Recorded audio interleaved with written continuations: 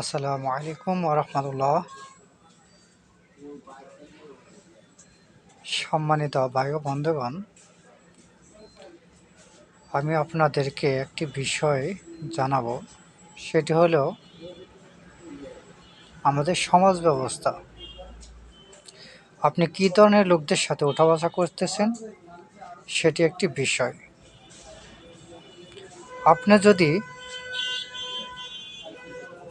সমাজের একজন প্রতিষ্ঠিত লোকদের সাথে চলাফেরা করেন, তাহলে আপনিও প্রতিষ্ঠিত একজন মানুষ হয়ে উঠতে পারবেন।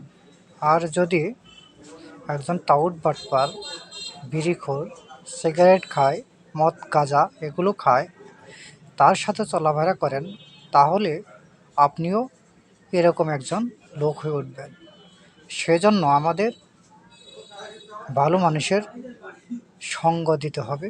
ভালো মানুষ যারা, তাদের সাথে চলাফেরা করতে হবে।